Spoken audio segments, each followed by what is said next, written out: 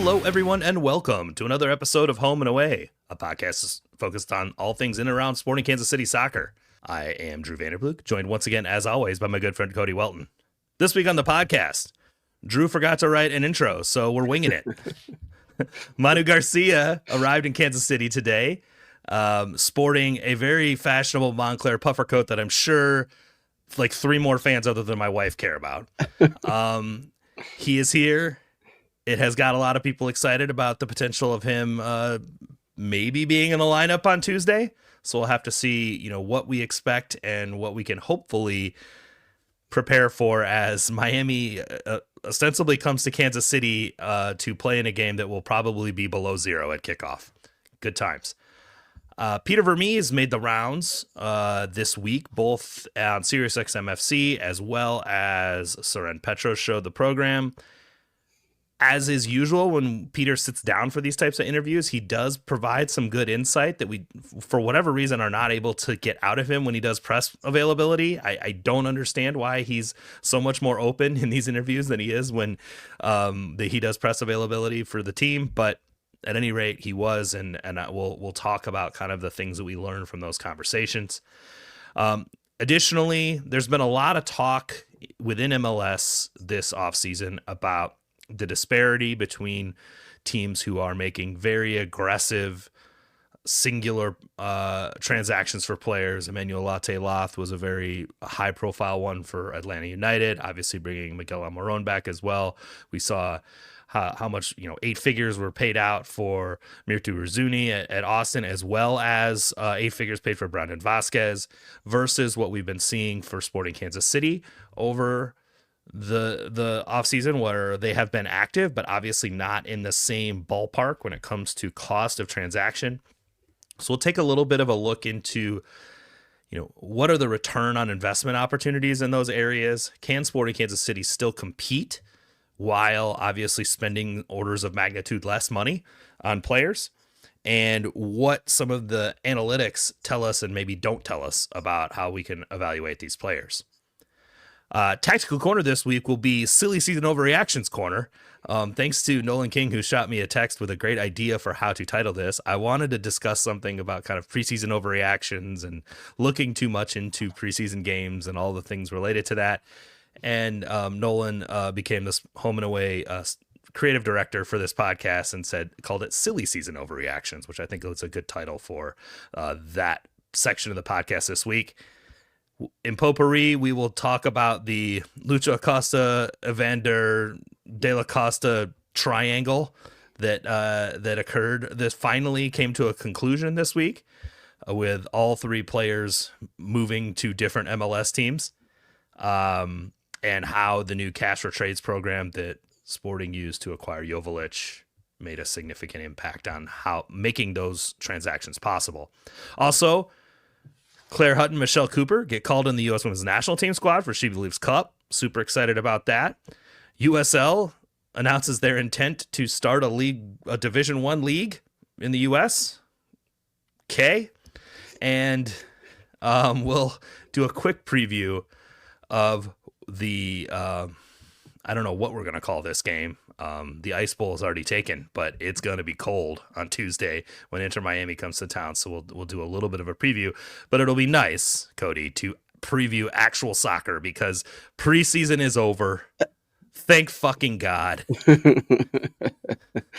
I cannot be happier that actual soccer is happening in 5 days that we can analyze and discuss instead of spending what feels like 84 years from the Titanic meme, discussing all these permutations of what may or may not happen. And obviously when we get to silly season overreactions, we'll go through a lot of those. But Manu Garcia arrived in town late last night. He was introduced this morning. Sounds like Shapi Suleimanov, maybe tonight, maybe Friday. He's arriving as well, so that's good news as far as getting all of their major acquisitions into Kansas City before the 18th. I think we can have some realistic expectations about how much they'll actually play in that game. But first things first, let's talk kind of what do we think this lineup looks like? I mean, how optimistic can we be about where Sporting Kansas City sits today? I think that long term in the season, we can be pretty optimistic. But for next week, I don't think optimism is really warranted. And frankly, when we knew that Sporting Kansas City was going to be taking part in this competition, uh, I I kind of wrote it off like all the way back in July or whatever, right? I mean, because I knew that it was going to be really, really difficult, given the amount of players who were out of contract, given the amount of turnover that we kind of expected in the winter window. I figured it was going to be. Uh, Asking a lot for the team to be super competitive in these matches, and I mean that doesn't mean anything. I mean they might come out and surprise us, but I don't think that we should be too. I think we should be really realistic about where the team stands right now, and at this point, it's not a whole lot different than it was at the end of the season, and in the ways that it is different, the team is probably less talented until the new signings are sort of integrated to the extent that they will be. So happy again, just like you. I'm happy that the preseason is done, but I'm not reading too much into it and thinking that next week is going to be the start of something really special. Yeah, I had mentioned something on the Discord earlier this week. This is your weekly reminder to go check out the Discord if you want to It's join in on the popping. discussion. It's popping. Link is in the show notes. I had suggested that maybe should Sporting be treating CONCACAF Champions Cup as sort of an extended preseason, especially given how late some of these players arrived. They are real games, which is good. I think you're going to get match fitness way better in a real game than you are in Hmm. a scrimmage in Coachella. Um, Vermes, because it's a real competition, Vermes will put a real lineup out there. He can't switch the whole team at halftime. I mean, there are legitimate things tactically that will be that cause them to do normal, right? Normal things as far as managing the team, but also it's an opportunity to really get some players minutes in some key places and get them sort of ready for March, which is when the home season, the home opener is. Hmm. I guess they play a game before that in Austin. But still, you've got a couple games here to potentially get additional fitness, additional match fitness, preparation, right? And I don't want to sit here and just write off competitions, but I think we need to be realistic about where the roster is. Hmm. I said last week there's 25 guys on the roster. I had already penciled in Jansen Miller, who officially was signed today. So now they actually have 25 guys on the roster. Um, that's not a deep roster for MLS. Now, Sporting has the benefit of being able to um, that has a benefit of only having one additional competition, right? The Champions Cup is the only thing the first team is playing in outside of the league. So they have no Leagues Cup, they have no Open Cup. If they were to exit this tournament early, they could focus literally only on league matches, which I think would be to their benefit given the process of the rebuild and the all the other things. I don't think that they're going to throw the games Right. per se.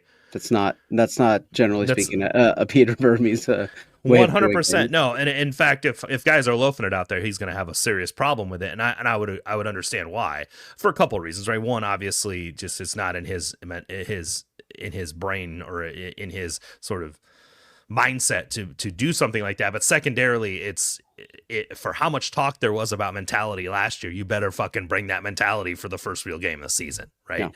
So I'm not saying that they should just throw the game away, but I also don't think that they should be worried about trying to park the bus for 90 minutes to try to eke out a result against Miami two times, right? Like Right. I don't think that that's necessarily what I think they should run their game model and see how it goes. And if they get trucked, they get trucked. But there's learning experiences that come from that. And if that's what happens, and then they focus on the league after that, I don't think that's necessarily a bad thing. No, I totally agree, and in fact, treating it like an extension of preseason is I think the right call. this is going to be the first chance for hopefully Manu and Suleimanov to even play with the team. Like, not even like they haven't even had time to practice, right? And so, I mean, thank God it's not going to be 0 degrees this weekend, so they'll actually be able to go out there and practice. I think Vermes did mention that they were going to have to, adjust their training schedule a little bit because it's a midweek game. Like, mhm, typically they're not doing heavy training on the weekends. I think they're going to have to, first of all, to get these two guys some time with the first team and like understanding tactical switches and all the other kind of things that they need to be ready for, as well as some rapport with their teammates. But also, preparing for a Wednesday game, they need to do that. So I think that, thank God it's not going to be as cold as it is today. We're recording this Thursday night and it's, going to be below 0 tonight. So, yeah, I don't know. I'm hopeful to see those guys, but I also think I mentioned this in the intro. I don't know that it's realistic to expect that much out of them. no, Like, I mean, what it would be sort of super unrealistic to. totally agree. Yeah, they have had like almost no time to integrate with the team, and Remember when Eric Tommy had to come in like 3 days from the right, plane, yeah, and he was still telling his teammates where to go. that's I, that's Eric I, I Tommy. yeah. But still, like I think it's an opportunity for Garcia to get on the field with Joveljic, to get on the field with Shallowy, to We get on the hope. and like to be with those players and start seeing their movements, so that when they do start playing meaningful games, he's used to seeing those movements and knows where his teammates are running. I mean, the biggest thing for a 10 is to be able to predict the run of his teammate, right? Absolutely. Like, if he's going to hit that ball that's going to play that player into space, he has to be able to predict where that run's going. Yep. And it's no different than a quarterback throwing a pass. He's throwing it to a spot based on where the receiver is meant to be. Yep. A 10 is doing the exact same thing, hitting a pass to a forward. So yeah, he needs time with those guys to hmm understand where they like the ball, where they like to run to, what kind of sort of disguised run they do off a center back, and then how it moves into a different place, right? And not falling for the disguise, but actually going where he means to be, right? hmm Like, all of that takes time. And so hopefully playing some meaningful minutes in a game against a good team, right, will give him the opportunity to start seeing that in real time and seeing it at speed, which is another really important thing. And one of the things that we can be sort of optimistic about is that as we've mentioned in the past, both of these guys are coming in basically in the middle of their club seasons, and so they shouldn't need a Yeah, full physical fitness isn't the right, problem. right. This isn't it. This is a match fitness and team fitness issue, hmm right? Yeah, absolutely. And so, from that aspect, they should be able to put in real and valuable minutes. And so, um, I, there's nothing more to say other than, I mean, we're just going to have to see kind of what transpires, and and who knows what the lineups are going to look like given the sort of smorgasbord that was preseason lineups. And I think that there are lots of different permutations, and um, I mean, I would still default to what we've talked about in the past, in terms of Kyrie Shelton playing right back, but who knows? Yeah, I mean, I think it really depends on what center backs are healthy. Exactly. I mean, if you've got to put Robbie Volliter and Jansen Miller out there at center back to Mhm. start this game, Yep. is it responsible to put Kyrie Shelton next to them at right Right. back? Right. I Is it mean, is it is it is it any less responsible to put him at center back? I mean, I don't know, right? Like, I mean, the yeah. options are so limited. Well, that's why when I asked you, like, should we have optimism about Sporting? I'm fairly optimistic, easy for me to say, about the front line. Yeah. I feel like that line is pretty well set. You've got 3 center forwards, one or two of which could play wing if necessary. You've got 4 wingers plus Eric Tommy, one of which you signed recently. You've got your DP number 10.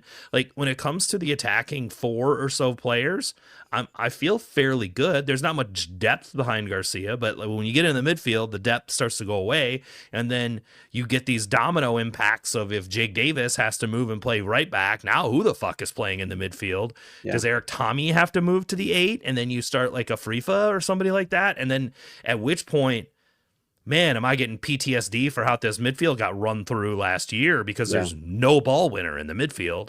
So, I mean, yeah, I think, you could go in a downward spiral of despair pretty quickly once you stop looking at the front line. Yeah. And I think that's reasonable. Like, and again, like Joaquin Fernandez has not been seen since January 29th. That's okay. That's what we call the Jose Mauri. He'll be all right. I mean, well, he played a half against Charlotte, got subbed off, and literally we haven't seen him since. I mean, Chad Smith and the guys doing the post-game press availability have asked about him, and Vermes has just said, hey, he's dealing with something. Who the fuck knows how bad it is? Yep. Like, Vermes does this sort of nebulous stuff that he always does that tells us nothing, and we haven't seen him play. Danny Rosero got in for like 20 minutes of one of these games, maybe 30 minutes of the last one. But yeah, like the starting back line, and Denbe pulled himself off in that Charlotte game after 19 minutes. We haven't seen him in a game since. Mm-hmm. So like, yeah, this is sort of bleeding into silly season overreaction zone. Mm-hmm. But like realistically, we just don't know. We have no idea who is actually healthy and fit to start this game on the back line. Yeah, it's frustrating that the club is so opaque about it, but I think it's also, it's just kind of understandable, and it's kind of the way that that they do things, and so we have to kind of be expecting it and be used to it by this point in time. But yeah, it doesn't make predicting predicting rosters or predicting, tactics. It doesn't instill confidence in any way. Not at all. Not at all. Not at all. And as you pointed out, we're going up against a really good team with the best player ever to ever maybe play the game of football. And so, who knows if he'll be here and how much he'll play. But it's there's more question marks than there are answers. And who knows, man. I mean, it's just a mystery, and it's going to be cold, and it's going to be miserable, and it's just bundle weird, up, folks. It's just weird. Holy smokes. Yeah, like everything about this game has gotten really strange. Yeah. I mean, just the way that preseason has gone with the limited just exposure of most of the people you would expect to be in the starting 11 to any of these scrimmages. Mm-hmm. And then on top of that, it taking until sort of early February until the signings that had been promised were finally official. And now they're just, Joveljic, obviously he's in the States. It was fairly easy, but the Manu Garcia, Shapi Suleimanov just now getting here. It's created this significant, area of unknowns that make it difficult to really have a clear read on anything. And nothing is coming out of the building to make you feel any better about it. No. And that's by design. So, okay. Yeah, right. Because, if they, God forbid, because Lionel Messi is definitely checking to see if Joaquin Fernandez is fit to start. Right. That dude is totally going to change how he how he tells Javier Mascherano to set the team up for the game. Like, anyway. It's fine. It is what it is. Let's move on to Jansen Miller. So he did officially sign his first team deal today. That was announced. I think we all sort of expected this. This is something we've been predicting for months, basically, when he was drafted. So when he was drafted in December, we were all saying, like, this looks like the fifth center back. Mm-hmm. Historically, that's what Sporting has done. They, carried Chris Rindo for quite a while. For a couple of years, that didn't really work out. But they've done this before with other center backs. I am hopeful that Miller is a different player than those examples, because Chris Rindov, Graham Smith, guys of that nature have not really fared that well. But Vermes had a lot of positive things to say about him, so let's transition to that. You know, Vermes was on Sirius XM this week talking to Jason Davis, and I forget who the other host is of that show. They have a few different people that do that show, and then he was on with Soren Petro as well, and made it a point to highlight Jansen Miller, specifically with Soren. I don't know if he did it on I can't remember if he did it on the Sirius XM FC interview as well, but it's obvious that. And this mirrors some things that I've heard as well. So it's obvious that they're pretty impressed with Jansen Miller, which would be a welcome change to how things have gone with draft players outside of a FIFA for the last 8 years. So, I mean, I guess that's good news, right? Some more things to be positive about. All we have is what they give us, and they told us that they're if they sign him and says they're excited about him, we have no choice but to be optimistic about that. And just say take it at face value and just move on. I mean, what else can you do? I mean, it's I think, you know, my thing is, and we've heard this shit before, right? Remember when we've heard stories out of camp about this guy looks great or this guy looks great, and we've never seen them again, right? Yeah. Yep. So I don't want to like oversell this, but it is good to see a draft pick come in, and they didn't give him a contract. Like a couple of those in the past, they just sign immediately. Right. They sign a contract and then they're just on the roster. Didn't give him a contract, made him come into camp, made him earn it, and he did. And so I think that there's some value in that as well. And you know, again, with the unknowns related to health on the back line, we may need him. So hopefully he's ready to step in. I would prefer that we're seeing more Henry Kessler and Jackson Reagan and a little less, you know, Graham Smith, right? Like that would be my hope. Is there any word on Jurčić at all? There was no word on him specifically. So this gets into the Jake Davis to right back conversation, but maybe we can do that now. They have been, my understanding is they've been pretty happy with Jurčić in training. I think Jurčić's issues is international roster slot. Right. Honestly, I did go over this a little bit on the Discord. Unless Joveljic got a green card, we don't know if he did or didn't. I think he might have. He's been in the league long enough that you would think that he would have been able to get one. Mm-hmm. And some other guys. I mean, there's expectation that, you know, one or two at least guys on the team got green cards. That would free up one or two international roster slots. But if it's one, do you use that on a backup fullback? Like, I don't know that that's the right thing to do. Yeah. So I think the reason we haven't heard anything about Jurčić yet is sort of dependent on what else they're doing in the market and whether they need to go get some more players internationally that are of a higher profile that they need those slots for, or that they don't have to go trade for a slot for. Mm-hmm. Right.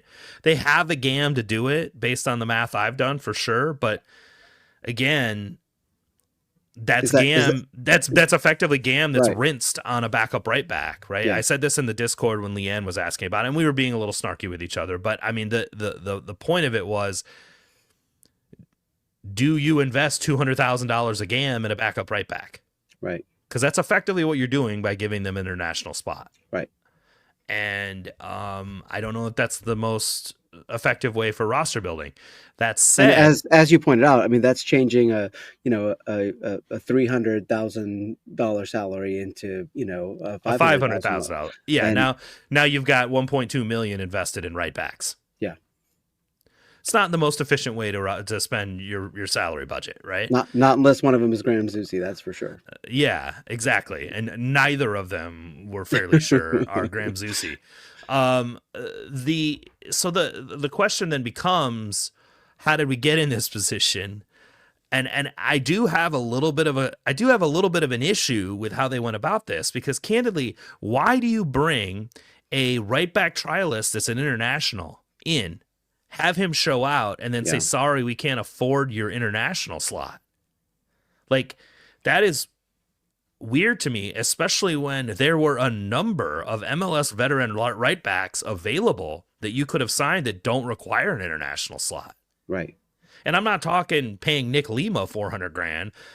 I'm talking, obviously Jalen Lindsey is out there. We know about that, but there's a variety of others that were available that could have been had for reasonable money that wouldn't have required this. So I'm a little. I think this is a bit of a whiff, honestly. Yeah. If they don't get a bunch of green cards and figure out a way to make this work, they kind of fuck this up, in my opinion, because there is a domino sequence that's going to potentially happen here where Jake Davis plays a bunch of right back minutes, which is going to get the proprietors of this podcast quite angry. And I think it's going to make a lot of fans angry to see him playing right back all the time because of the downstream impacts of what's going on with the back line. Is it appropriate to put Kyrie Shelton there next to,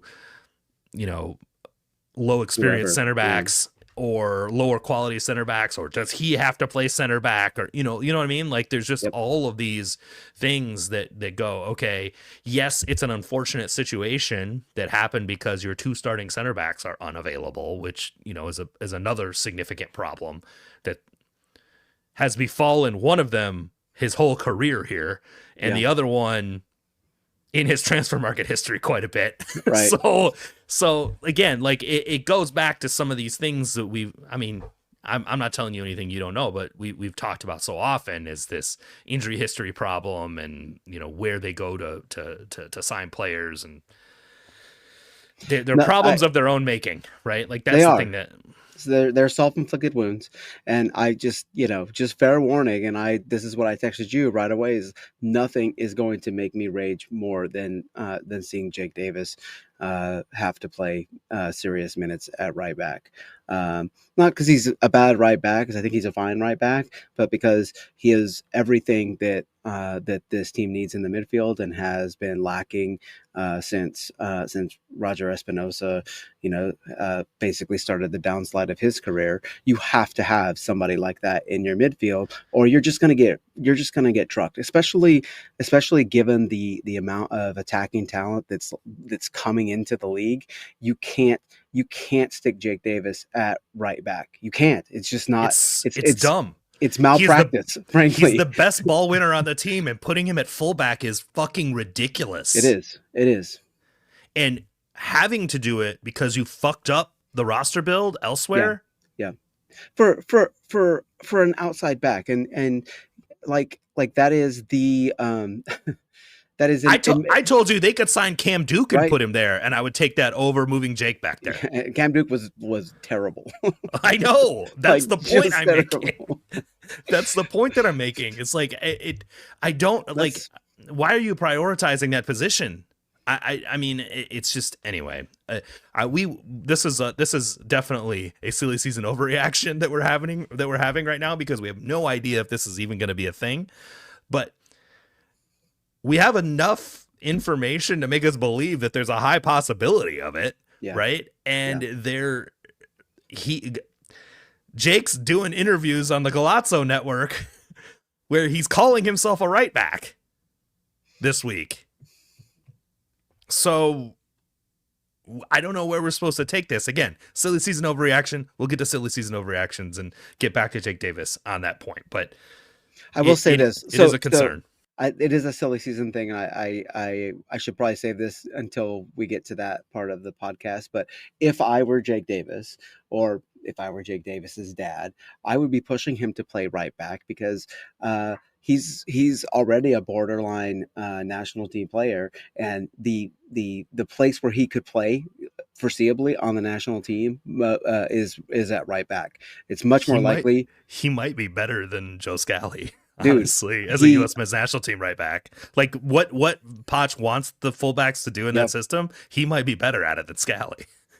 I think he's better than Scally at most right back things, frankly, but or at least has the potential to be. Scally's having a decent year this year, but sure, yeah, I get what sure you he mean. is. But Scally is, he is what he is. He's a pretty low ceiling, high floor type of player, and I think that Jake Davis at least has the potential to be a much better rounded right back. But yeah, like that's where my brain went when I heard him that he was making those claims.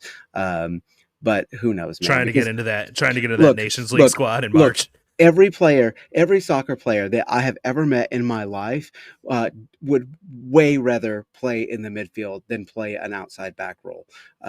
Because Except your son. no, my son would rather play in the midfield.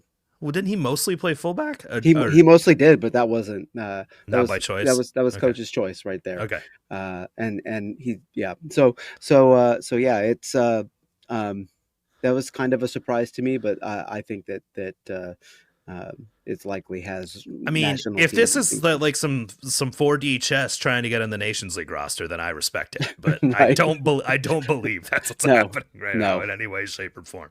no. Okay. Couple things that Vermes also discussed.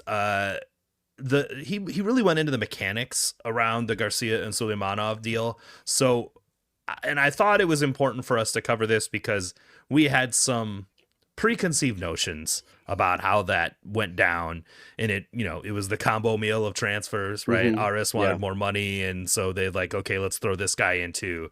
And Vermes, again, this is Vermes' side of events, so I understand that they're going to be phrased in a way that makes things look more positive. But he was very fairly open about the fact that the scouts were very heavily looking at Garcia. The whole point of Burns traveling there Hmm. was because they had been scouting Garcia for a while. He was someone they were very interested in, and it did not seem like RS was very interested in letting him go. But Garcia was interested in MLS, right? He was interested in coming to MLS. So that was when Burns went there to try to make the deal. They had seen Suleimanov, but had not really inquired about him because they knew that the deal with Garcia was going to be difficult, and they did not think Suleimanov would be even available. Like, it would be a problem for RS to pull both of these off.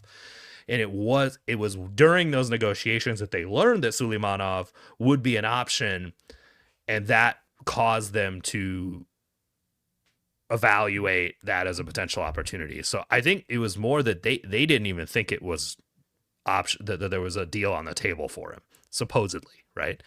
But I thought As the kids say, Drew, I think that's cap, but we'll see. Well, I guess we'll probably never know. I'm like looking at the old man in the video saying that phrase to me right now, and I don't know how to take that, right? Like, But anyway, you can just laugh and roll your eyes. That's what my wife yes, does. It's all yeah. good.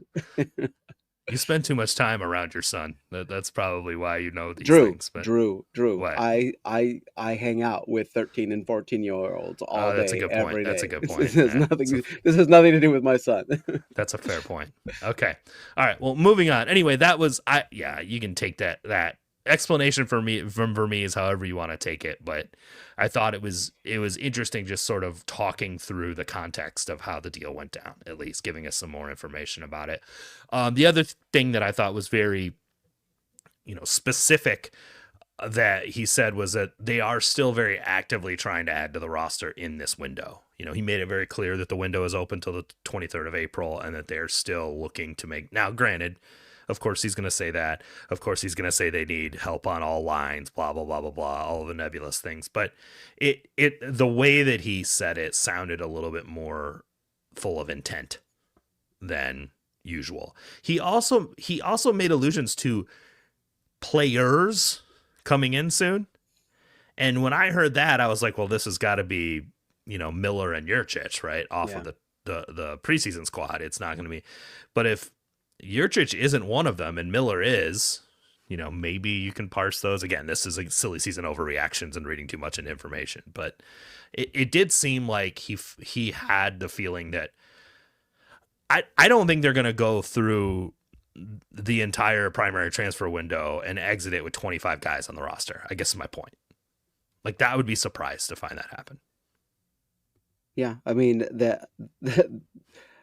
I don't disagree, I guess, but there's a big difference between hoping somebody comes in and actually signing players and getting them across the line. We're hoping. I'm not saying Peter Vermes is hoping. Oh, I think he definitely is hoping. I mean, he's no idiot. He's looking at his lineup and he knows how thin his roster is.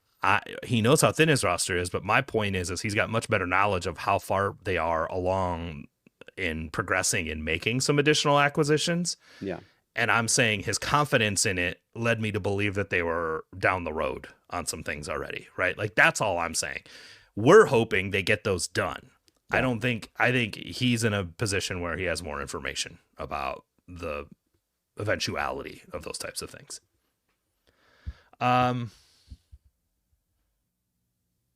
So yeah, that was, I mean, it was nice to hear Peter talking, but it was also a lot of the information he gave out was stuff that us sickos on the home and away Discord and that listen to this podcast probably already knew.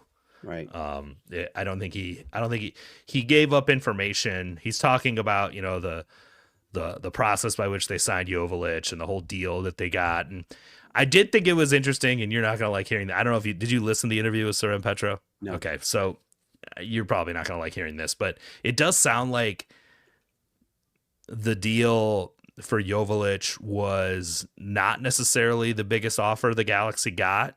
Yes, but I heard that. Yeah. Okay, that Joveljic specifically wanted to come to Kansas City. Yeah. So I mean, I don't mind that. I don't. That, well, I mean, it goes back to your narrative about the club being cheap. So I mean, I think from that perspective, it's not great, but yeah, from the perspective of him choosing to be in Kansas City, I think that is a good thing. I think Joveljic is a good signing. I think he's a good player. I am more leaning towards the side of those who say he's kind of an unnecessary player to sign at this point in the game. But if you have the chance to sign a player of his stature and of his skill, I think it's definitely worth signing. I don't think they pay too much for him. I mean, I think everything is sort of in line with where things should be. I just think that if I give you a hypothetical, you and I have a difference of opinion about the efficacy of Willy Agada, and I don't think that Joveljic is that much better than Willy Agada.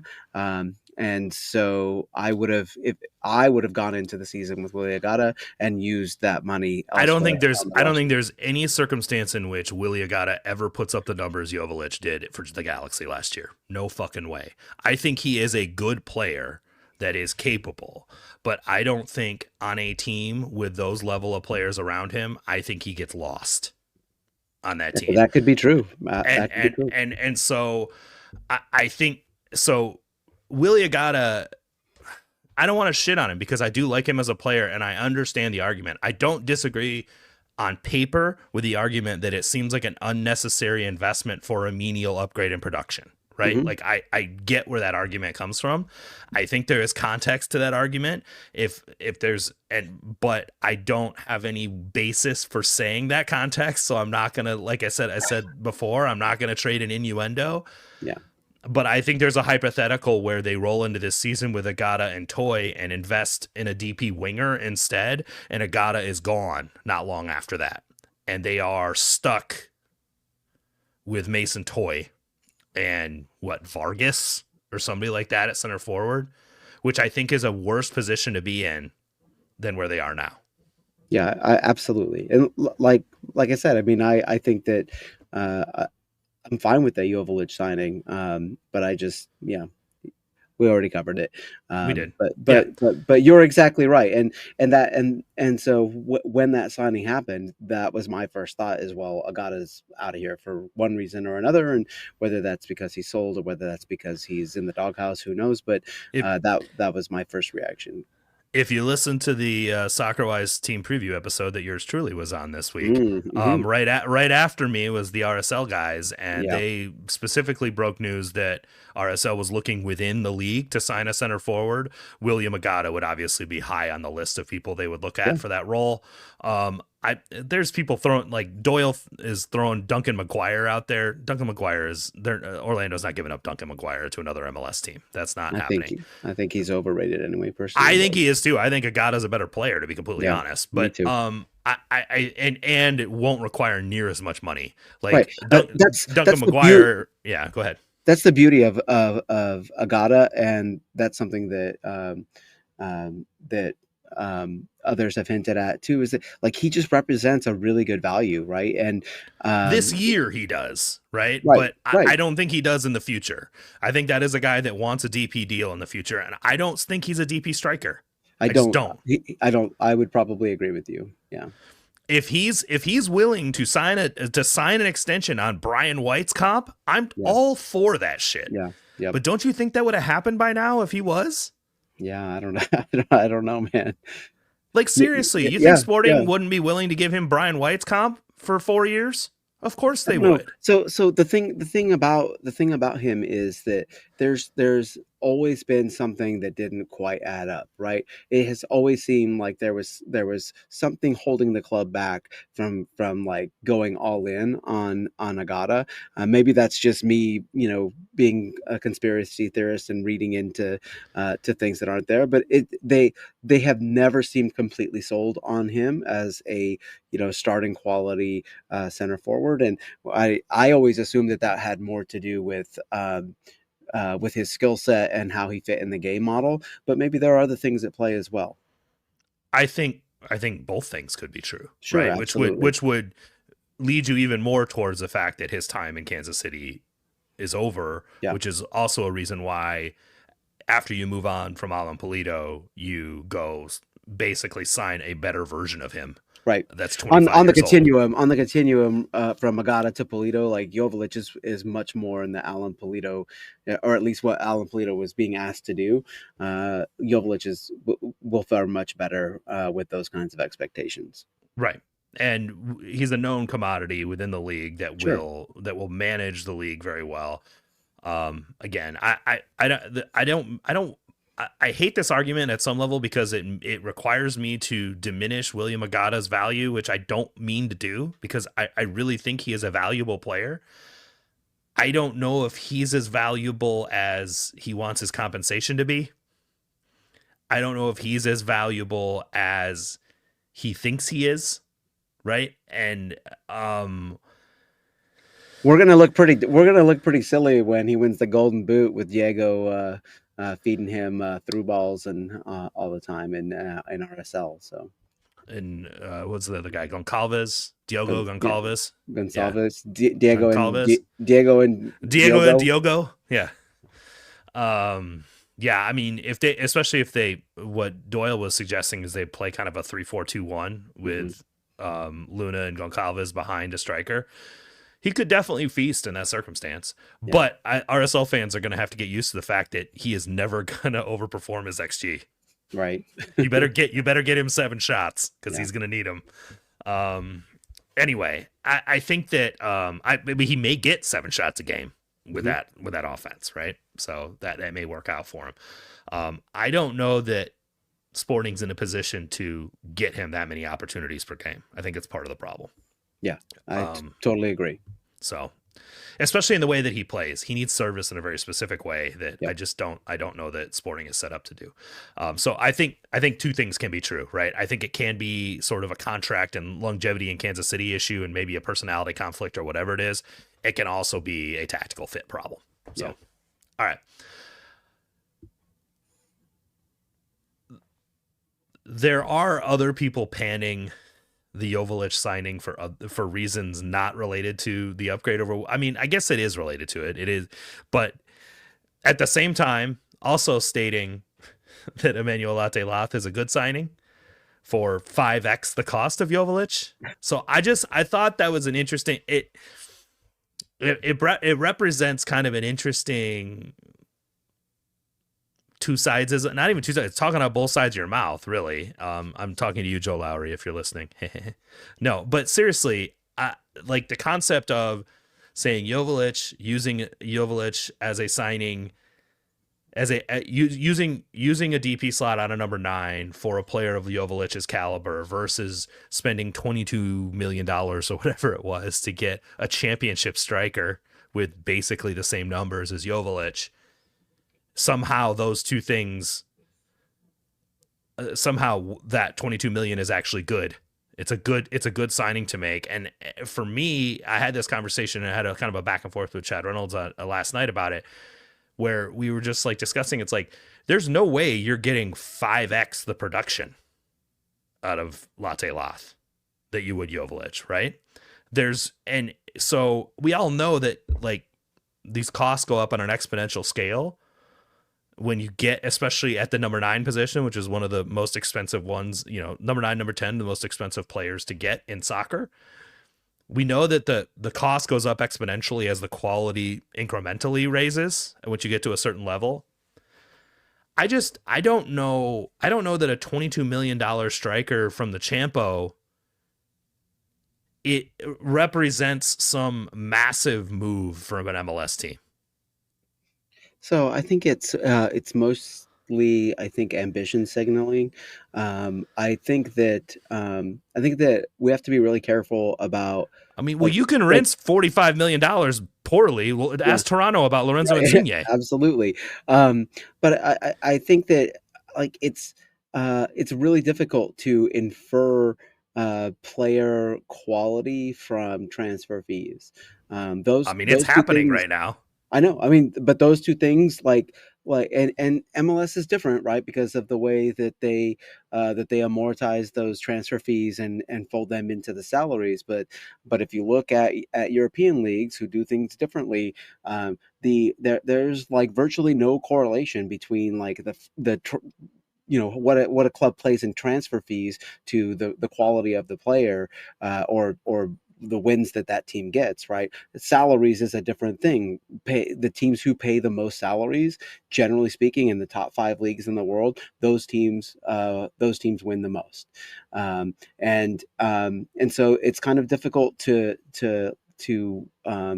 transfer that mode of thinking to MLS, because his transfer fee is going to be part of his salary in some respect, is it not?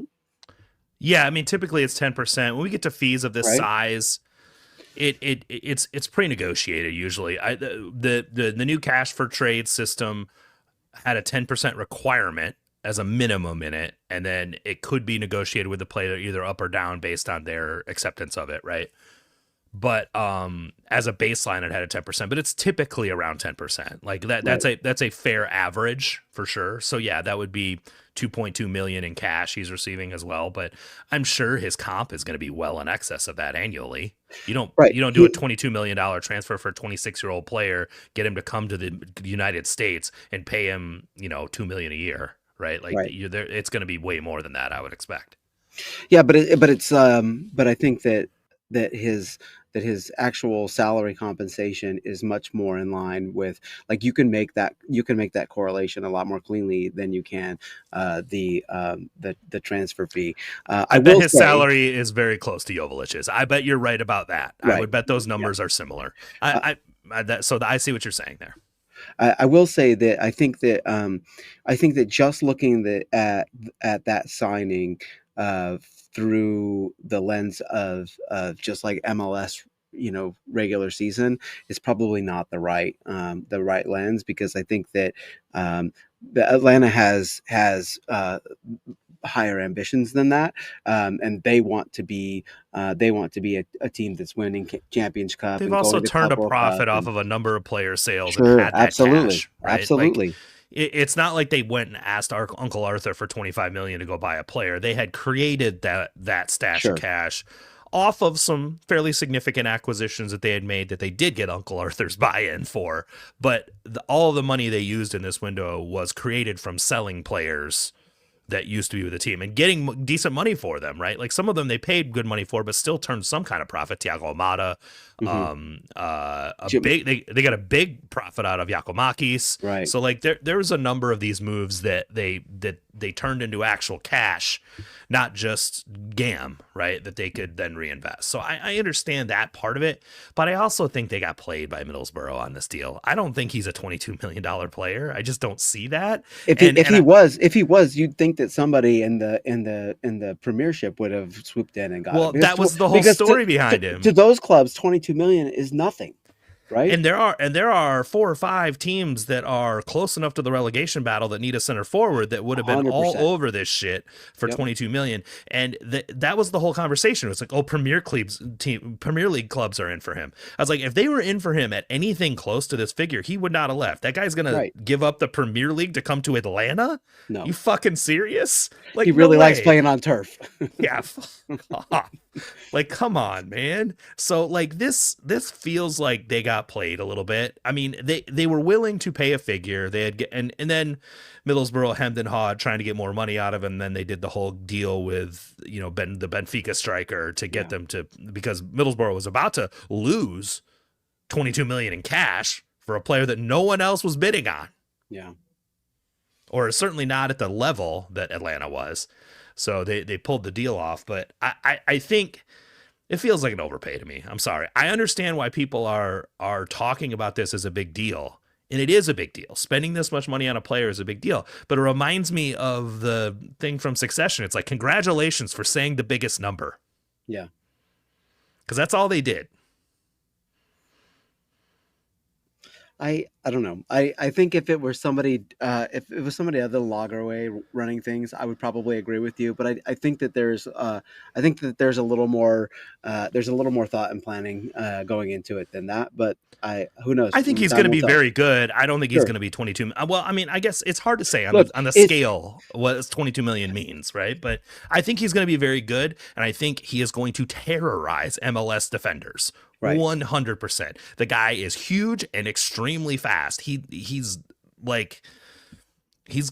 going to terrorize MLS defenders. I totally understand that part of it. But also, if he was that good, other people would be offering this money for him. So I think that there's some balance to be given there. But yeah, I mean, I believe in the quality of the player. I just still think MLS teams are overpaying to get players like that in the league. That's all I'm saying. Sure. And And they probably will for the foreseeable future, honestly. And in comparison, Sporting Kansas City did that to get Alan Pulido, and I'm glad they're not doing it right now.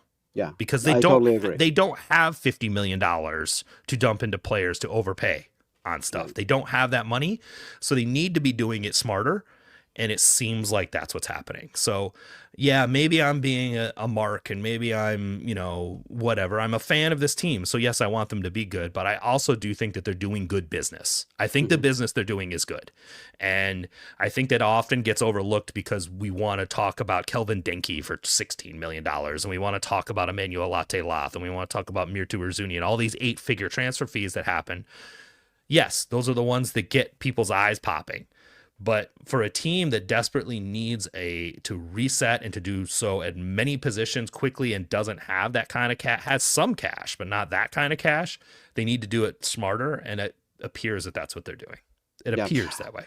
I mean, I just want to restate for everybody that like a transfer fee is really the amount of money that a club is requiring for that player to break the contract. Right. Like, you're not saying necessarily that Latte Lath and Jovic only had 1 money. year left on his deal. If Jovic has 3 years left on his deal, the Galaxy can hold out for a lot more money than they did. And he would probably be going to Tigres and not here, frankly. But it's just like, I think just making sure that you have that lens when you look at any transfer fees, I think is valuable. That it doesn't necessarily. That's why Brandon Vasquez cost $10 million, right? Like we make fun of that transaction, but the reason he cost that much because he only played a year of his contract in Monterrey. Yep. He had him under control for a while. I do not think Brandon Vasquez is a better striker than Jovic by any means. Nope. And so Sporting did get a deal in that regard, but you're right. When the MLSPA salary draft comes out, we're probably going to find all three of these guys in a similar range. Yep, absolutely. In salary, right? Which absolutely. I think is a good point, and I appreciate you providing that context because it's I had to use that point to sort of talk myself down from being a little annoyed at how low the transfer fee was for Manu, right? I mean, it goes the other way, right? It's not just the big transfer fees, but smaller transfer fees. Like we played Aris the amount of money that they needed for those guys to break their contracts and nothing more, right? And so who knows, who knows if what Manu's salary is going to be, and we know that he's a designated player, but that's about it. And it remains to be seen whether whether he's good enough to warrant that moniker and that salary. Yeah, I mean, I think we can be fairly certain that both of these guys are 100% DPs. They wouldn't be tammable in any way, Right. regardless of, buying off their transfer fee or whatever. So, Both meaning Joveljic and Manu. correct. Yeah, Yeah. the two that have been called DPs, Yeah. right? Joveljic and I and Manu somebody are both. said that Joveljic, I don't know, it was probably like soccer wise or something, but I seem to remember somebody saying that his new contract was, you know, it was a big contract. It is, yeah. Yeah. That's what I've heard. I think Tom said that, and everything I've been able to suss out is it's significant. Which I think, if you read the article that Joe Lowry put up today with Will Kuntz and Greg Vanny, if they could have paid Joveljic that money, they would have, right? Yeah. They just couldn't within the rules of the league, within the salary rules. So this is the limitations they had. They did an exceptional job last year of using all the mechanisms in the league to compile a fairly significant group of talent. But then they had Joveljic aged out from U22s. I got to be Mhm. honest, whoever did that U22 deal was a fucking moron for not making his last year an option year. Right. Because that when they guaranteed the entire term of his contract, they forced part of his transfer fee onto his cap charge when he aged out. It was a really stupid move by whoever created. Because I think Joveljic is probably still on the Galaxy right now if his last year of his U22 deal was an option year, because then they would have just picked up his salary that year Hmm. and he wouldn't have hit the cap for what I'm hearing might have been over max TAM. Like that might have Yeah. been. I'm hearing the Galaxy may have had to have moved him, Yeah. not just because they didn't have enough allocation money to buy him down, but because he would have been a fourth DP. Yep. So anyway, that situation, Sporting took advantage of that situation to get an extremely high quality player that I think many MLS teams would have gladly paid for. Yeah, absolutely. So I don't think that's necessarily bad. It's more the context of William Agata and all the other Right. stuff that makes you kind of go, wait, what's going on here, right? Why are they paying so much for what is maybe a 10% upgrade in production, potentially, like when you look at the underlying numbers. But I think that there's more to it than that, and I also think that that Joveljic is here for the long term, and I don't know that Agata necessarily was. So when you put those things together, it becomes a clearer picture.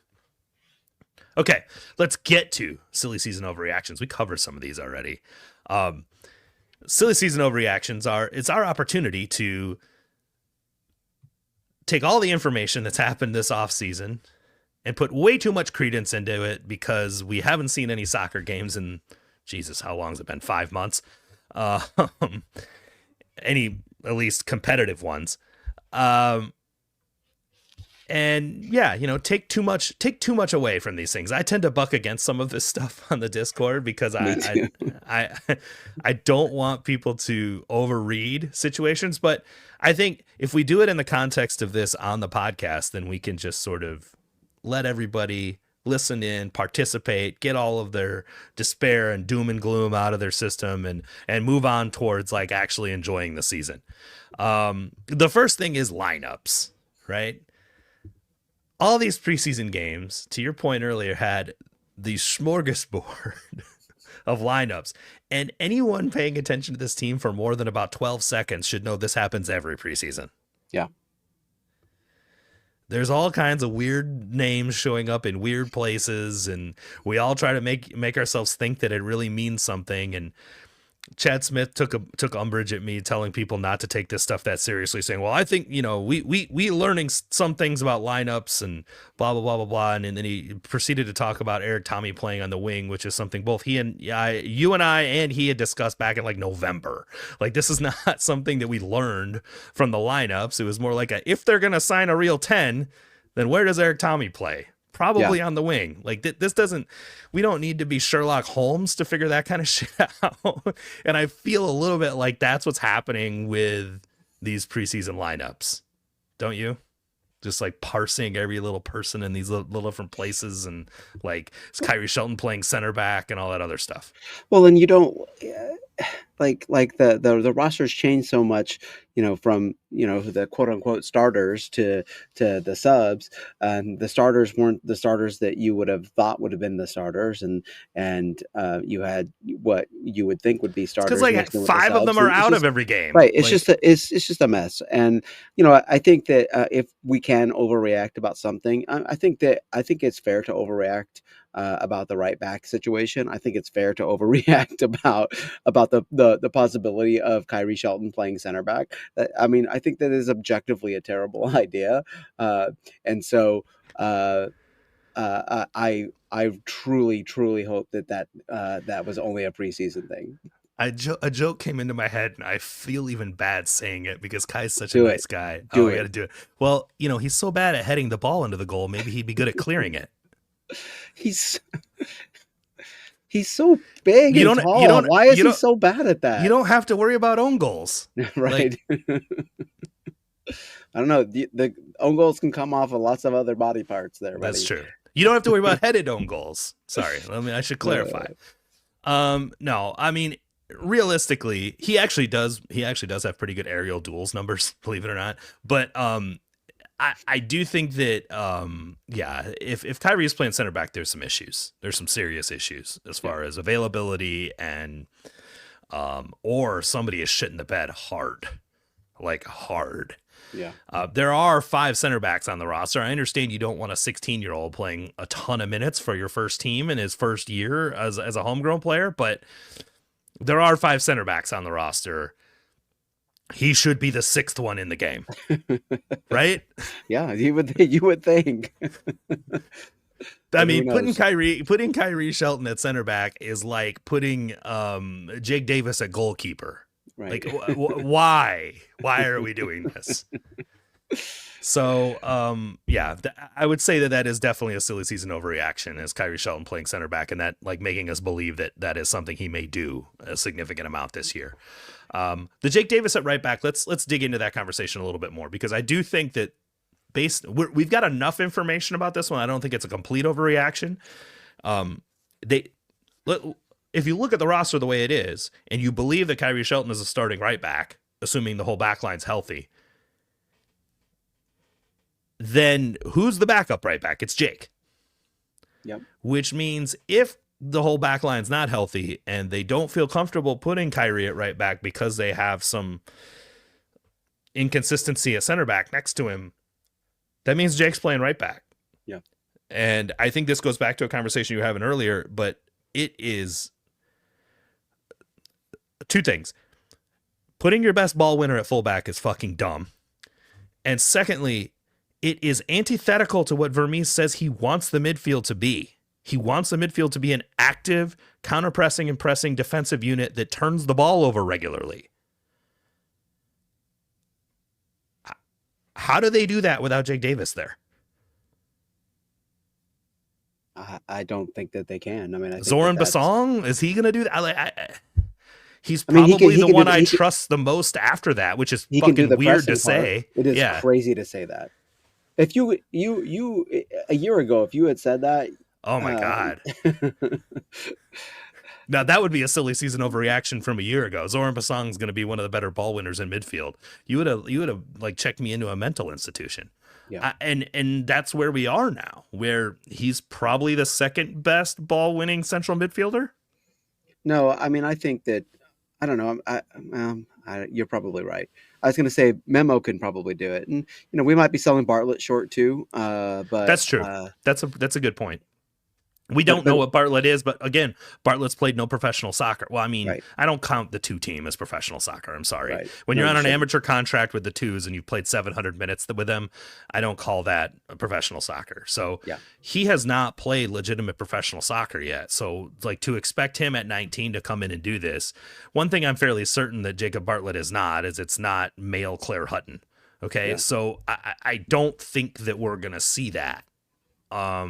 I think we're going to see a player who will get to play a fair bit and with the right teammates around him can be a useful contributor at defensive midfield and that you can build up into being potentially a long time contributor at that position. I think that would be great. But that means Jake Davis is next to him. That means Manu Garcia is on the field. You've got pros who understand the game at that position near him. I yeah. think if you put Bartlett out there with Memo and Manu Garcia, So it's probably worthwhile just to run through it, the midfield, so we're yeah, everybody's on the same page. So it's Manu, Eric Tommy has the obviously possibility of playing in the midfield he has in the past. Zoran Basong, Nemanja Radia, Memo Rodriguez, Jacob Bartlett, and Jake Davis. That's the midfield. Those are all of the players who have played midfield in the past and who would project as midfielders. It's a pretty is you Tim know it's a, Leibel going to play midfield? I mean, look, I would not be opposed to it, frankly. Yeah, But at least seeing, but I don't think so. no, I don't think so either. I was actually being goofy and doing another silly season overreaction, but Yeah, it is a legitimate concern for and we've said this all offseason that the depth in midfield is a problem. yeah. I That was I was really disappointed they didn't bring in anybody other than Manu. that Honestly, was my expectation was another TAM midfielder was coming, yeah. to replace Remy Voltaire, and that really hasn't happened. And Well, and, I thought that it might be an MLS, a free agent, someone a veteran with, I mean, they're all Memo has gone now. I mean, right, they've all right, signed Brandon exactly. Servania, like all the different ones you would Yep, think of that are even like low cost depth yep, options with MLS capabilities. They've all been signed. yeah. Um, so It's I don't frustrating. know. I don't Um, know, man. I'm uh, I'm I'm confused by it. Like, this is why it's a silly season overreaction because a month from now they could sign three more players and this right. this this conversation looks really stupid. So this is why it's a silly season overreaction because we're acting like the roster is set for the season and we don't know that to be the case, right? We know the information we have in front of us right now, and that's so I but as it looks right now, we're one Kyrie Shelton injury or back line injury causing them not to be comfortable with Kyrie at right back from Jake Davis playing a bunch of minutes there and really sort of dominoing the quality of the midfield away. Right. And So it's a problem. if Davis has to move to right back, then you're probably looking at Manu, Radia, and Memo, or Radu, or Manu, Radia, and Eric Tommy, and I don't think. Neither one of those midfields, I think, should inspire, fear or excitement. Either one of those things. They both have, I think, serious issues. So, Yeah, I mean, I can look at it from a positive perspective that Radia has to know that he's got like 1 foot out the door. And it's not because he's put it out there, it's because he's being shoved out it, right? Like he I has mean, to know that. he's done a good job of putting his foot out there, honestly. Well, right. Well, but he's not doing it by choice, right? He's not going, Right, "Hey, I want out of here." This isn't a right. thing where it's like I'm trying to leave. Yeah, yeah. He's It's a uh situation where his play has caused him to be halfway out the door. yeah, And so he has to understand that that's the situation, and hopefully the coaching staff is making him understand the situation, and perhaps that will cause some level of improvement in his performance. I think even if it does, he's still gone because yeah, if it took that to get that out of him, then you've got other problems, right? I do think that there's a tactical issue with how they're using him. And Yes. we discussed that last week. I think, and I mentioned this on the Soccer Wise show that I did, that, Ilie Sanchez was derided in Kansas City for not being able to appropriately cover transition events, and goes to LAFC and becomes one of the best sixes in the league again and wins a cup and, becomes sort of a staple of their midfield. Yeah. Now, granted, the personnel was different, but also they were playing a 4-3-3. They were playing a single pivot. They just had better ball winners around him. Yep. And I think if you take, this goes back to the Jake Davis conversation. You take Jake Davis out of the midfield and they no longer have ball winners around Radia, and things domino in a bad way. Yeah. And I think that is a much larger concern to me than getting high level right back play. I mean, they got rid of Ilie, and they replaced him. They replaced him with someone who has the same, physical and defensive limitations, but not nearly the attacking and passing prowess, and or so game reading just, capability, right? Like that. Right, none of That's that what. stuff. Made. I mean, Radia is on my he's a starter on my depth chart just because of how much money he makes. But frankly, like I would be more comfortable with Memo starting in that position. I don't want Memo starting in that position. So this reminds me of the Robert Castellanos thing. I think Memo can do a job at the 6 when called upon every now and then. If he's playing 2,000 minutes at that position, that's a significant problem. So the same can be said about Radia. I mean, frankly. Yeah, but I think Radia's capabilities are such that if they keep a ball winner around him, he's fine. I think that if you cause him to be the lone ball winner in your midfield, that you're asking him to do things he can't do. And I don't think Memo is going to be any better at being a ball winner as a 6 so if it's Memo Rodriguez and Eric Tommy and Manu Garcia, we have the same problems in my opinion, except you're better on set pieces. Right. Like, right. I mean, I you've got a better passer back there, but I mean, I don't know that, but Memo doesn't have the press resistance Radia does. So like if you're doing your build out phase and they're doing the stuff they were doing in preseason where Radia was dropping back in the back 3 in the middle of it.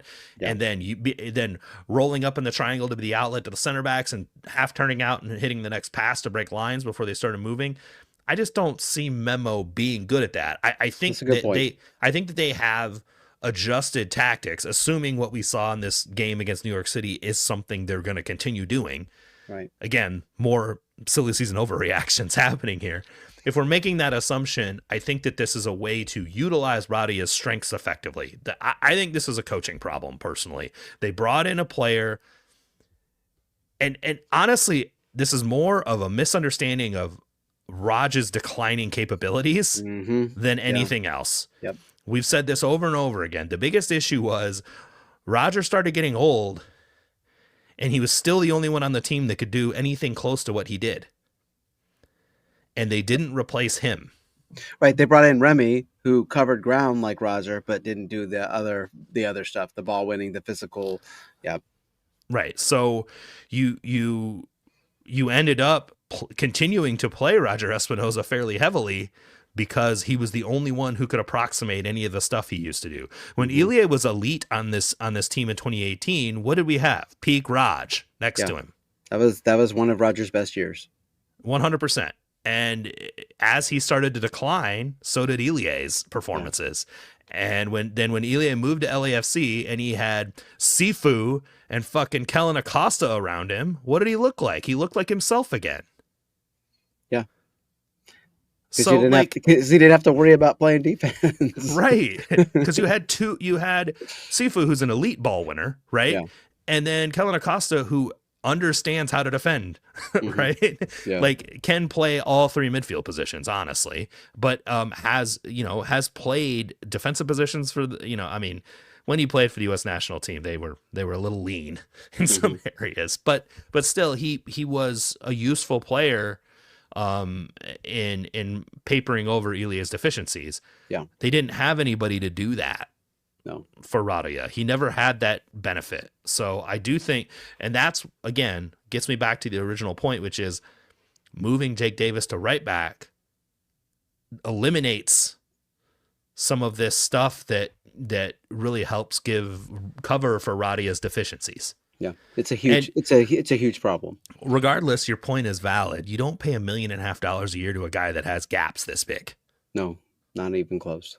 Right now, we're going to see the salary drop in April probably, and maybe his contract's a lot smaller this year, and it was kind of lumpy based on their cash flow and how they were managing the cap year to year. And so when you even it out, maybe he's making $1.2 million a year over that deal, but still, that's a lot of money to put in a D mid that plays at the level he is playing at right now.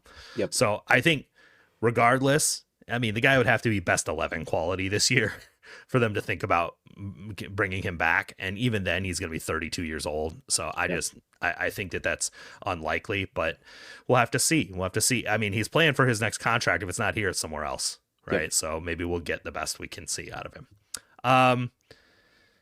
Nolan asked me to bring up the kit design thing because it is something that everyone overreacts about. You and I don't care that much about it. I like RSL's new kit, man. It looks cool. That's popping. It is cool. The grid, as they're calling it, looks a little bit like a Croatian national team kit. That's black and white. Tom Bogert today was calling it a little bit like Boavista, which is probably not something you want to be compared to. Although Boavista signed 8 players in this window. I don't know how. It's easy to sign players when you don't have to pay them, That's true. It's like, did they give IOUs for all of those players? Anyway, yeah, RSL's was good. So is Seattle's kit, I thought. And the story behind it, the indigenous tribes of the Seattle area, and kind of the woven sort of texture, and working with them to design it and make it something that was appropriate, I thought was pretty cool. A lot of the teams are raising their game. They're raising their game big time.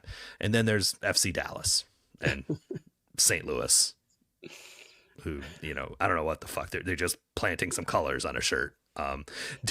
DC Pablo Maurer put this whole article out a month ago about how DC's kit was going to have all this cool design in it, and it's just a white t-shirt where the sash parts have some stuff in them.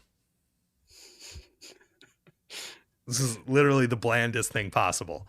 And then Miami, it's just pink or black. Choose one. But there are a lot of them that are cool. I'm interested. So tomorrow, Valentine's Day, is when they're going to do the kit launch. They like doing this on Valentine's Day. It seems to be a bit of a sporting tradition to do this on Valentine's Day. The picture we saw of the kit laying on a table did not look great. No. Let's be honest. But those kind of pictures never look great. Well, that's a silly season overreaction, right? We need terrible. To see it on bodies. It's going to be terrible. It's going to be terrible, right? Because we saw it on we saw that grainy picture with footy headlines graphics all over it that told us for sure this is going to suck. Realistically, it's probably going to look pretty decent once it's on players. But we'll wait and see. We'll see it tomorrow. I'm sure there will be hopefully there's a cool video and everything to go with it. I don't know if the Shades of Blue guys are doing their thing with it. Wouldn't be Chad, because obviously Chad is more in our Discord now than he is with the club. But maybe Nate Sadoff or Thomas Earl will be on there with him to talk about it. We'll see. We already overreacted about the signings. We've already done the silly season overreactions about the signings. We did that when they were announced or when they were rumored, and you got really grumpy about the team not spending enough money, and have since talked yourself back down and got into this whole thing about transfer fees just being about buying a contract. So we no longer have to overreact about that. We're not overreacting about that anymore. No. Everyone being injured. This is sort of related to Jake Davis at right back, but I mean, I asked this on the Discord prior to starting the podcast. Have we seen proof of life of Joaquin Fernandez in the last couple of weeks? Does he still exist? The last time we saw him, well, we didn't see him, but there was a video of him and pictures of him participating in the preseason match against Charlotte on the 29th of January. That they were still in Miami. That's how long ago this was. Not been seen since. This team has a long history of questionable center back. You can't even find him on their social media, like in training or anything. Yeah. Even Logan and Denbei or Daniel Rosero, you catch him in a penny every now and then in the social media. It's like, that's why I said it. It's like, do we have proof of life of Joaquin Fernandez? the soccer wise guys made fun of me when I brought up his name. They were like, "This is the 37th TAM center back that'll never play Right. minutes for Sporting." And I Yeah. had to concede, like they're exactly right. Yeah. I don't know what to say. But yeah, it would be nice to know if this guy they signed last summer we saw for 105 minutes last year and have really barely seen sense, and even in preseason. So I don't know. Everybody else seems to be injured as well. Danny Rosero. Rosero had to Dembele. have Rosero had to have some sort of surgery in the offseason, right? Uh, Like, so I'm sure that has something to do with why they're being careful with him. And Denbe, I don't like hearing Denbe's hurt. Again, Vermes does the very typical thing where it's like, it's probably not that he just, felt some tightness. We don't want to push it, blah, blah, blah, blah, blah. And he'll say all that shit, and then we won't see them for 6 to 8 weeks. right. You know what I mean? Yeah. Like every week it'll be like, yeah, he's all right. He's training it, blah, blah, blah, blah. And like 2 months will go by before you see him in a game. Well, you got to work his fitness back up. Yeah. Right. Cool. So that is my overreaction to everyone being injured. All I can say is Daniel Shallowy better pray that Logan Ndenbe is not injured for very long, because I have a feeling that if Ndenbe spends a significant amount of time not playing, Shallowy might lose his starting spot. So I mean, potentially, like if we're going to overreact to things from the offseason, he was playing on the right wing in the game that we saw against New York, and Tommy was on the left. And I mean, he was good. He actually had some good sort of incisive play, but that's Shoppy's side over there. yeah, And if Tommy's going to play on the left, and he can't, if Shalloway's going to have to really work on that relationship with Manu Garcia. yeah, Like, if he doesn't figure out how to become best buds with that dude, like, yep, yeah. He's find this spot on the pine, sir. Watch some other people do it for a while, which is a wild thing to say, because given where he was just at the beginning of last season. Yeah, he was coming off a really good year. He's been on double-digit goal contributions for like 4 years in a row at that point, and obviously last year just everybody struggled, right? So I'm trying not to. Again, this is an overreaction a little bit, but you're right. Like, if he's got to sit next to Tim Leibold, and Manu Garcia is looking at his buddy Shoppy on the other ring, and Eric Tommy cutting up the half channel, and is like, "Fuck you, dude! I got guys over here making runs." yep. Yeah, it's going to be a difficult season for him if that happens. And he didn't respond very well to that scenario last year, and so and yeah, the whole team struggled, but he was anonymous for long stretches of the season, and he at this point he's a veteran. He should be a leader on the team. He was given the captaincy multiple games last year, and he did not really respond very well to that. So Vermes was pretty non-committal. I think it was on with Jason Davis, and Davis asked him about, captains and things of that leadership and whatnot on the team. And Vermes was pretty non-committal about where he was on the whole captain thing. Yeah. They asked him if he would do a captain by committee thing, and he didn't seem to really want to do that. So it's more about, having a little bit of patience, but also he wants to see a leader sort of emerge. I got to be honest with you. Like, I thought it was a little bit premature to expect Jake to be that guy. The more I see him on TV, the more I see him doing interviews, like, he is the embodiment of Sporting Kansas City as a whole. Yep. He's that guy. Him talking about when he was young in preseason camp or whatever, or like he was with the twos, but he was in preseason camp or whatever, training with the first team, and he would be sort of dicking around after practice, and Roger would call him out and be like, hey, and like he's telling this story of Roger calling him out and be like, hey, do you think you did well today? He's like, not really. He's like, what are you jerking around for? And he's like, that kind of stuff taught me, like, I got to take this shit seriously. And it's like, that is what I'm trying to instill on some, like Jacob Bartlett and Ian James and some of these other younger guys that are coming in. I'm taking it upon myself to, like, hey, look, yeah, it's soccer and it's fun and it's great. We get to be professional athletes, and sure, you want to enjoy it, but also you got to buckle down and earn your time and earn your spot and show people you deserve to be here. and I'm paraphrasing a lot of things he was saying, but that was the tone at which he was discussing it. That's leadership. Yep. That's showing your leadership, and he's the only one on the team I hear talking this way.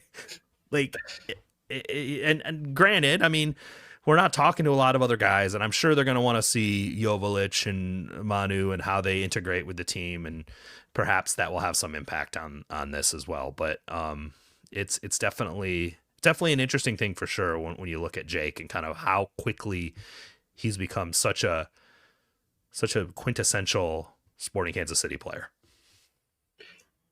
Yeah, I have nothing to add other than I said last year that I would take a team of 9 Jake Davises and 1 Alan Polito anytime. I mean,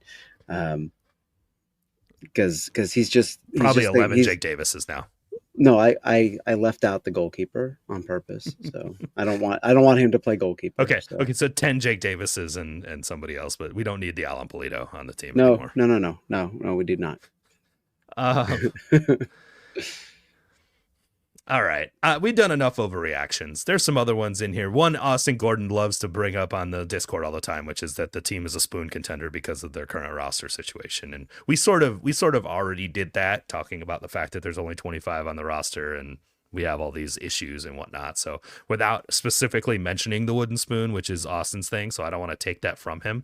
But it's easy to talk yourself out of the team being a wooden spoon contender until you look at all the things that the other teams in MLS have done, and then you're like, oh, not all the other teams, many other teams. When there's 30, there's a lot of teams that have done good shit, but there are some. Brother, you need to come on the Soccer Wise Discord because there are some morose fucking fans on there of certain teams. Columbus Crew has like 19 players on their roster right now. It's like Diego Rossi and Jason Russell Rowe and I don't know who else really. Max Arfston. It's a weird situation over there right now. Oh, it feels so bad for Columbus Crew. Wow. Right. I mean, right, but I for sure I understand where you're coming from, but also like there are some bad situations out there. San Diego's team looks, they're going to be ass. Yeah. Sorry. I don't give a damn how confident Tyler Heaps is in his system. That system nope. Sorry. Anyway, yeah. They're going to be ass. Yeah. Anyway, we did a lot of silly season overreactions. Hopefully you all were able to play along and participate, yelling at us for getting all of them wrong. All right. Potpourri, just like your favorite Jeopardy category, this is where we discuss a few topics around the Sporting Kansas City MLS soccer sphere. Did you pay much attention to the Lucho Acosta, Evander sort of, well, I call it a love triangle because they, once those moves happen, then you have De La Costa from Portugal coming in to play for Portland. But were you paying much attention to this whole drama situation amongst these players? Yeah, a little bit. It's crazy, but it makes following MLS I think a lot more enjoyable. I would not have picked Dallas as a place where Lucho would end up, but I think Cincinnati did okay in that whole deal, honestly. So did Dallas trade Gam or did they do cash? I think it was a cash deal, right? I think it was because it's like $5 million, right? So yeah, it would have to have been a cash deal. So Dallas has gotten a ton of transfer fees recently, and they could have converted a lot of it to Gam, but then they would have had like $8 million in Gam, which is sort of becomes a certain like what do you even do with all of it at some point? So I don't think that was. I think just using it as cash is fine too. So all of these transactions ended up being cash for players, except for obviously Acosta coming from DaCosta. It's De La Costa or something. De La Costa. De La Costa comes to Portland, obviously via normal transfer, but Evander moves to Cincinnati for $12 million buckaroos. That's a lot of money. That is a lot of money, especially for a guy who might ask for a trade or ask for a transfer at the end of the year. Like you never know. You better be getting that money back when he tries to leave again. Does he understand Ohio income tax rules? because apparently he did not understand the ones in Oregon. So that was like a key point, like why he was so upset with Portland. He's like that one of the issues is that they were negotiating his contract and his representation didn't understand income tax. They Oh my thought they were gosh. talking about net salary and not gross salary. That's funny. I'm making fun of him a little bit because it's fairly normal for us here in the States to talk. I guess with European transactions, they often do it in net salary. Like that's how they negotiate. But anyway, hopefully he understands income tax at this point and what he's signing up for.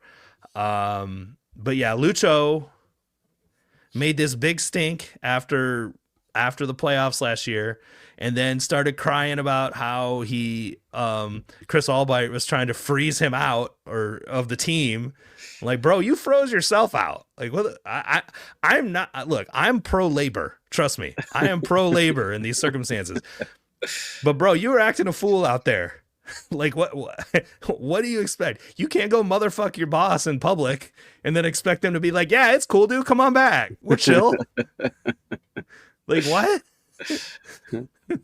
And this is not the first time Lucho's done shit like this. No. So I'll be interested to see how this works out in Dallas. They didn't obviously pay as much as Cincy did to get him, but I mean they're paying a lot of money in salary for him. Like he was on like $4+ million last year, I feel like. So, but obviously Dallas shipping out Ferreira, shipping out Areola, like they've got needs for attacking quality, and I do think this actually is a much better fit than Ferreira was with Peter Musa. So I actually do think that Lucho will probably align a little bit better with the attacking setup that they have. So I think that I understand why Dallas made the move from a tactical and sort of talent perspective.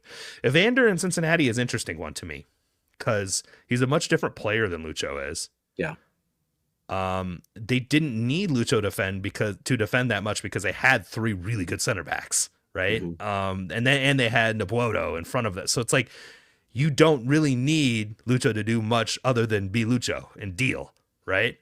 Evander is a little bit more of he covers a lot more ground than Lucho does. So it'll be interesting to see how he works that out. But granted, he played in Portland where they had no defense.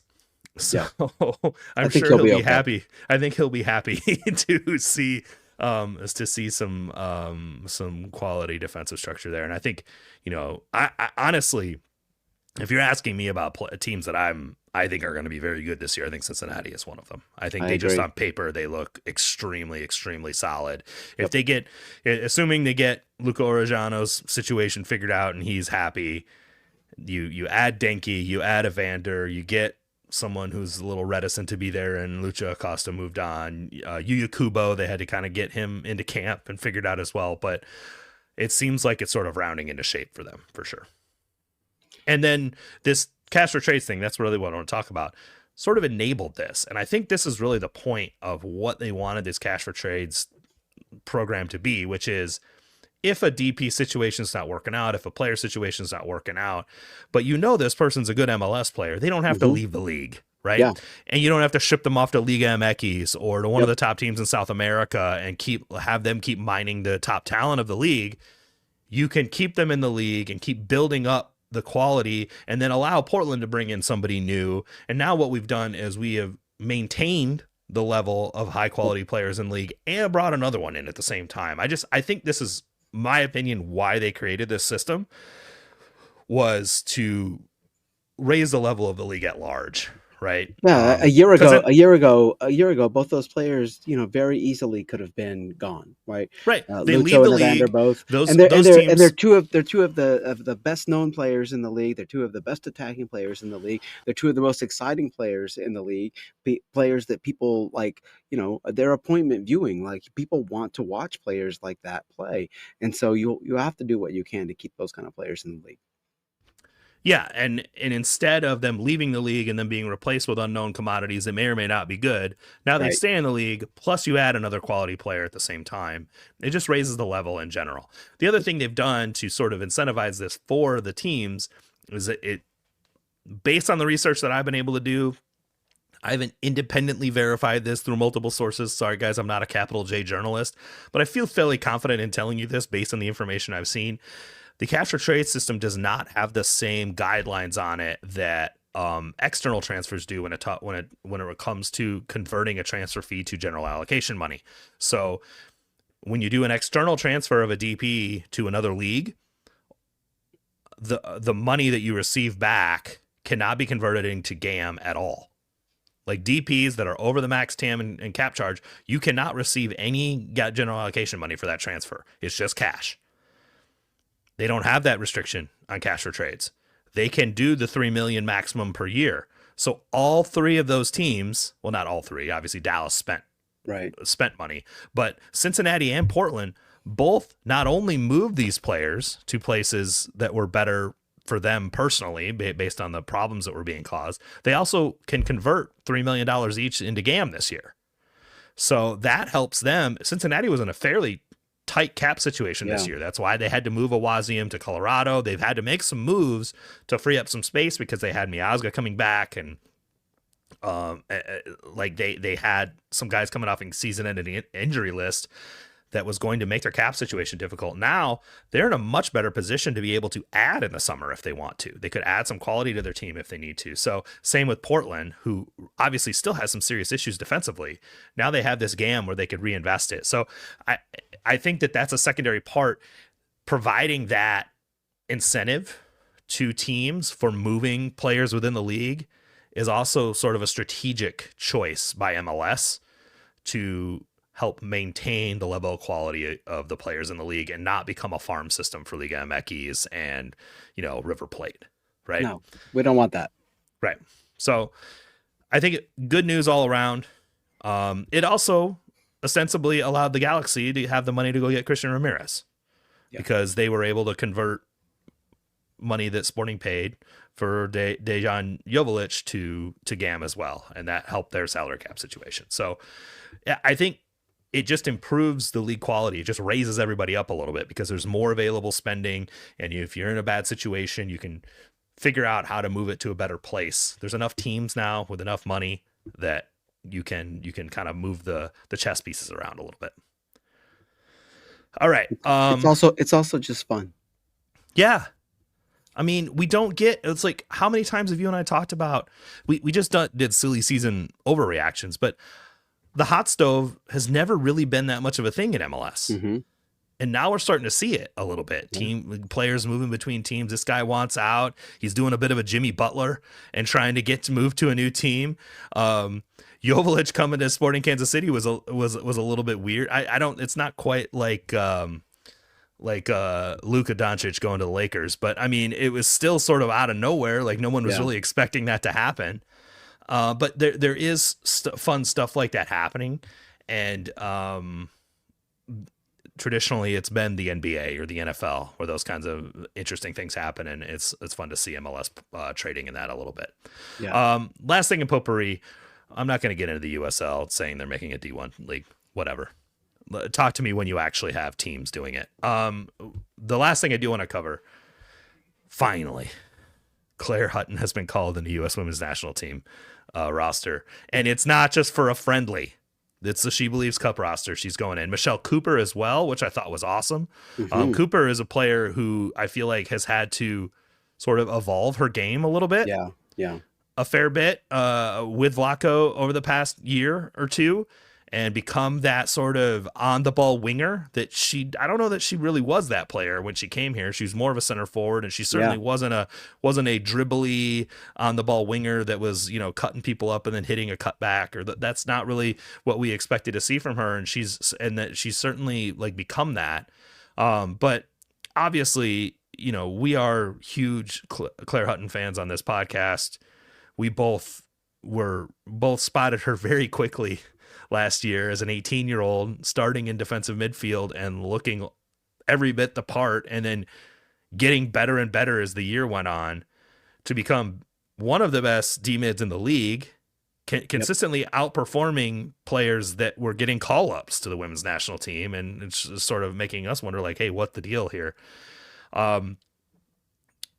Jordan Angeli did a bit on this with Goss for Soccer Wise this week, so I'm not going to repeat everything she said. I would say go listen to that conversation, but she did allude to the fact that Emma had intentionally sort of eased Claire through this process. Her being age eligible for the U20s and the U20 World Cup was actually a good thing, because it allowed her to kind of continue to be a rookie in NWSL, play with the national team and the youth national team, and then sort of work her way into the first team.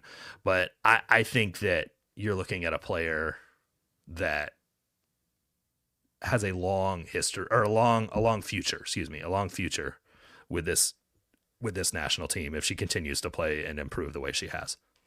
I mean, I can't wait to see her play for the national team. She is the potential to be a kind of player that just elevates everybody around her and allows specifically the players in front of her to have a little bit more freedom, and because she's a lockdown defender and she reads the game really well, and she's also I think maybe an underrated passer. She's freaking awesome, man. She's like, it's weird because the U.S. women's national team has been looking to replace this position since Julie Ertz, was kind of, she was out for a little while after having her baby. And then there was like, we're not really sure if she was going to come back. And then Vlaco sort of convinced her to come back for the World Cup. Then she had to play center back for that whole World Cup because of Sauerbrunn. So it's like, you've got this like weird situation there, but they've been trying to figure out who can play that position. It's been Sam Coffey a little bit, but as Jordan discussed on Soccer Wise, you're getting some, you're making